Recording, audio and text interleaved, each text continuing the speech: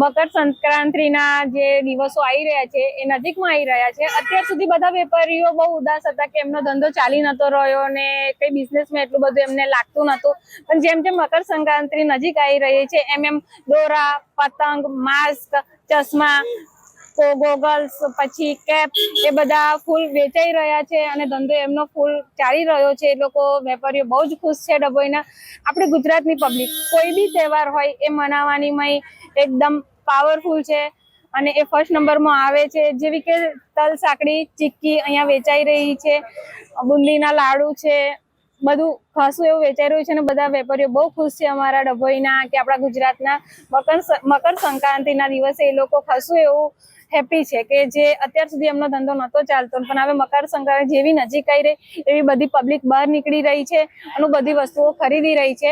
એ માટે સારું એવું છે આપણા ગુજરાતમાં બધું। અહીંયા જો ચશ્મા વેચાય છે, ચશ્મા વેચાઈ રહ્યા છે, પતંગો વેચાઈ રહી છે, દોરા ખાસા એવા વેચાઈ રહ્યા છે, પતંગો વેચાય છે, ગુબ્બારા વેચાય છે। અહીંના વેપારીઓ બહુ ખુશ છે કે જે મકર સંક્રાંતિ આવી છે એના માટે એ લોકોનો સારો એવો વેપાર થયો છે। ભારતની અંદર અલગ અલગ તહેવારો આવે છે, તે પૈકી ઉત્તરાયણનો જે પર્વ છે એ પર્વમાં પણ માર્કેટમાં અત્યારે જોઈએ છે કે અલગ અલગની ઘરાકી વધી રહી છે।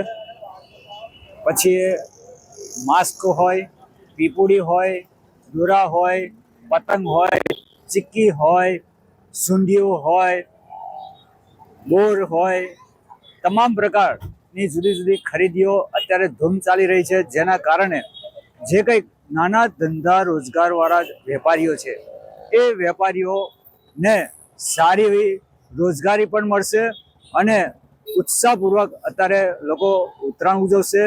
સાંજે સવારે સૂંઢિયાની પાર્ટી કરે, સાંજે સૂંઢિયાની પાર્ટી કરે, રાત્રે દારૂ ખાવાની ફટાકડા ફોડે અને દિવસ દરમિયાન પતંગનો ઉત્સવ કરી અને ખૂબ આનંદ માનશે। એવું દરેક તહેવારોની અંદર આની પાછળ હેતુ રહેલો હોય છે કે નાના મોટા વેપારીઓનો ધંધો પણ ચાલે અને ઉત્સવ પણ ઉજવાય। ભારત માતા કી જય।